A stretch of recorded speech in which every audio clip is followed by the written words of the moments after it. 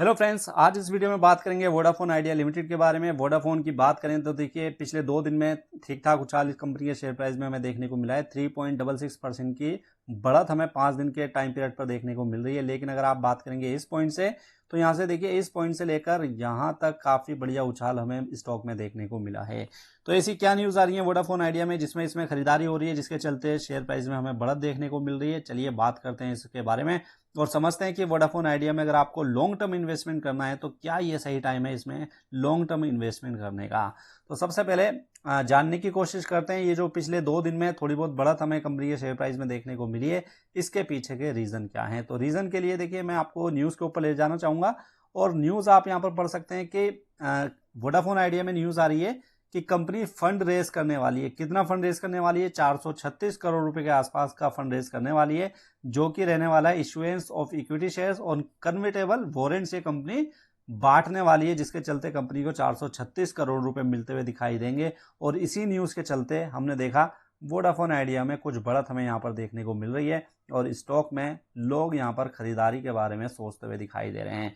तो चलिए बात करते हैं कि क्या वोडाफोन आइडिया एक लॉन्ग टर्म इन्वेस्टमेंट आपके लिए सही रहेगा।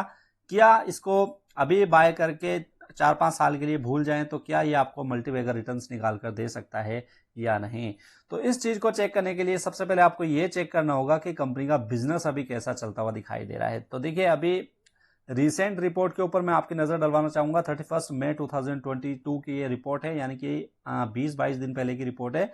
और इसमें बताया गया है कि कंपनी का जो सब्सक्राइबर बेस है वो लगातार हमें डिक्लाइन होता हुआ दिखाई दे रहा है, यानी कि लगातार हमें सब्सक्राइबर बेस कंपनी का कम होता दिखाई दे रहा है। क्यों? इसका सबसे बड़ा रीजन है कि कंपनी के पास कैपेक्स की सबसे ज्यादा कमी यहाँ पर दिखाई दे रही है, यानी कि कैपिटल एक्सपेंडिचर की कंपनी यहाँ पर कमी कर रही है, जिसके चलते कंपनी का सब्सक्राइबर बेस यहाँ पर कम होता हुआ दिखाई दे रहा है।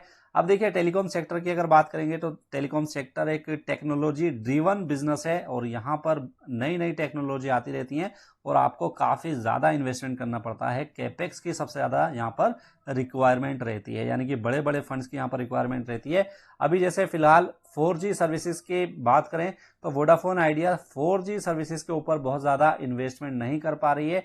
अगर हम जियो की बात करें या फिर एयरटेल की बात करें तो वहां पर कैपेक्स बहुत ज्यादा है और वो 4G के ऊपर बहुत ज्यादा तेजी से काम करते हुए दिखाई दे रहे हैं। इवन अब तो 5G की भी तैयारी चल रही है और वो दोनों कंपनियां 5G को लेकर अभी से अपने एट्रैक्टिव मूड में या फिर बोले बहुत एग्रेसिवली काम करती हुई दिखाई दे रही है। वहीं अगर आप कंपेयर करेंगे वोडाफोन आइडिया को तो 5G तो छोड़िए 4G के लिए भी इनको फंड्स की बहुत ज्यादा प्रॉब्लम का सामना करना पड़ रहा है, जिसके चलते इनके यूजर बेस सब्सक्राइबर बेस लगातार कम होते हुए दिखाई दे रहे हैं। अब बात करें अगर कितना सब्सक्राइबर बेस कम हुआ है, अगर इसके ऊपर आप नजर डालेंगे तो आपको अंदाजा होगा कि कितना बुरा हाल हमें वोडाफोन आइडिया का फिलहाल दिखाई देता है। अब देखिए जहां हम रिलायंस जियो की बात करें या फिर भारती एयरटेल की बात करें तो इनका जो यूजर बेस है वो कांस्टेंट है, थोड़ा बहुत इधर उधर होता रहता है। लेकिन जब हम बात करते हैं वोडाफोन आइडिया की तो बहुत बड़ा शिफ्ट हमें यूजर बेस में इसमें देखने को मिल रहा है। और सिर्फ फाइनेंशियल ईयर 2021-22 की बात करेंगे तो वोडाफोन आइडिया ने लगभग 30 मिलियन सब्सक्राइबर्स यहाँ पर लूज किए हैं। 30 मिलियन कितने होते हैं? देखिए 1 मिलियन होता है 10 लाख, 10 मिलियन हो गया 1 करोड़ और 30 मिलियन मतलब 3 करोड़ सब्सक्राइबर्स। जी हाँ, 3 करोड़ सब्सक्राइबर्स सिर्फ इसने फाइनेंशियल ईयर 2021 से लेकर 2022 में ही इसने लूज किए हैं। अब ये सारे सब्सक्राइबर्स कहां पर गए? कुछ गए हैं भारती एयरटेल के पास, कुछ गए हैं रिलायंस जियो के पास। तो 3 करोड़ सब्सक्राइबर्स जो कंपनी एक साल में लूज कर रही है, खो रही है, तो आप समझ सकते हैं कि लोगों का भरोसा कंपनी से कहीं ना कहीं उठता हुआ दिखाई दे रहा है। देखिए मैं पर्सनली बात करूं तो मेरे पास भी वोडाफोन आइडिया की एक सिम है और उसमें जब भी मैं 4G चलाने की कोशिश करता हूं तो 4G अच्छे से नहीं चलता है। वहीं अगर मैं जियो की बात करूंगा, दूसरी जिम मेरे पास जियो की भी है, तो उसमें 4G बहुत अच्छे तरीके से चलता है। तो इससे ही आप अंदाजा लगा सकते हैं कि यहाँ पर ये जो 4G सर्विसेज कंपनी को जिस हिसाब से देनी चाहिए उस अकॉर्डिंगली ये कंपनी नहीं दे पा रही है, जिसके चलते इनके यूजर बेस शिफ्ट हो रहे हैं रिलायंस जियो के पास और भारती एयरटेल के पास, क्योंकि वहां पर 4G भी अच्छे से चलता है और नेटवर्क भी वहां पर अच्छे से आते हैं। तो इसका बहुत बड़ा असर कंपनी के यूजर बेस पर पड़ता हुआ दिखाई दे रहा है। अब देखिए यहाँ पर कुछ चार्ट के थ्रू भी समझाया गया है। चार्ट पर आप देख सकते हैं, यहाँ पर अगर हम बात करें टोटल सब्सक्राइबर बेस की तो जो टॉप 3 प्लेयर्स हैं, मेजर 3 ही कंपनी हैं टेलीकॉम में इंडिया में, वोडाफोन आइडिया, रिलायंस जियो और भारती एयरटेल। इनके यूजर बेस देखेंगे तो देखिए यहाँ पर यूजर बेस ठीक ठाक यहाँ पर दिखाई दे रहे हैं और सबसे ज्यादा जो यूजर बेस हैं वो रिलायंस जियो के दिखाई देते हैं। इन दोनों के कंपेरिजन में वोडाफोन आइडिया के जो यूजर बेस हैं वो काफी कम है।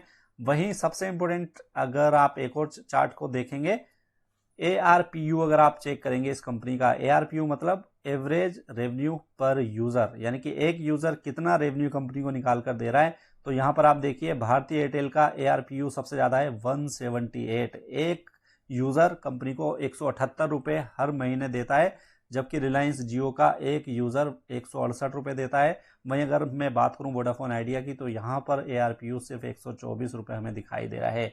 तो इन दोनों के कंपेरिजन में ARPU में भी बहुत बड़ा गैप यहां पर दिखाई दे रहा है और ये जो गैप है ARPU में, यही सबसे बड़ी दिक्कत है वोडाफोन आइडिया के लिए।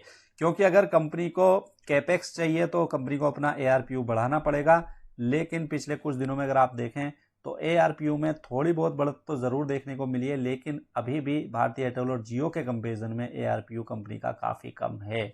तो ये कुछ चैलेंजेस है कंपनी के और इसके बेसिस पर हम कह सकते हैं फ्रेंड्स कि वोडाफोन आइडिया में अभी फिलहाल लॉन्ग टर्म के लिए मुझे कोई फ्यूचर इसका कंपनी का दिखाई नहीं देता है। हो सकता है कि कंपनी को कुछ बड़े इन्वेस्टमेंट मिल जाएं, कुछ बड़े कैपिटल मिल जाएं, जिसके चलते कंपनी 4G के ऊपर ध्यान दे और आने वाले टाइम में 5G के ऊपर भी अगर कंपनी इन्वेस्टमेंट करती दिखाई देगी तो हो सकता है कि कंपनी के यूजर बेस बढ़ जाएं। तो आपसे मैं ये बोल सकता हूं कि अभी फिलहाल के लिए इसमें इन्वेस्टमेंट मत कीजिए। देखिए क्योंकि अभी फिलहाल अगर आप इन्वेस्टमेंट करेंगे तो बिल्कुल ब्लाइंड इन्वेस्टमेंट उसको कहा जाएगा, क्योंकि सारे डेटा हमारे सामने है। कंपनी के लगातार यूजर्स कम हो रहे हैं, कंपनी के ARPU भी काफी कम है। तो ये तो एक तुक्के वाली बात होगी कि शेयर इसके खरीद के डाल दें या तो फिर जीरो हो जाएंगे या फिर यहाँ से कई गुना हो जाएगा। तो अगर तुक्का मारना है तो आप इसके खरीद के रख सकते हैं शेयर।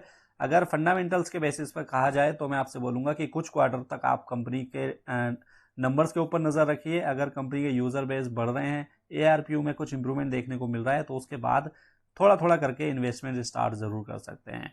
तो उम्मीद करता हूं आपको ये वीडियो अच्छी लगी होगी फ्रेंड्स। वीडियो अगर अच्छी लगी तो इसको लाइक करना मत भूलिएगा। अगर आप हमारे चैनल पर नए आए हैं तो मार्केट पांडा को सब्सक्राइब जरूर कीजिए, क्योंकि ऐसी इन्फॉर्मेशन हम आपके लिए डेली बेसिस पर लेकर आते रहते हैं। अगर आप हमारे काम को सपोर्ट करना चाहते हैं तो वीडियो के डिस्क्रिप्शन में हमने एंजल ब्रोकिंग और ज़ीरोधा के डीमेट अकाउंट ओपनिंग लिंक दे रखे हैं। आप अपने हजारों रुपए ब्रोकरेज के बचा सकते हैं, तो आप अपना डीमेट अकाउंट ज़ीरोधा या एंजल ब्रोकिंग के साथ भी ओपन कर सकते हैं। तो चलिए मिलते हैं नेक्स्ट वीडियो में, जब तक के लिए गुड बाय।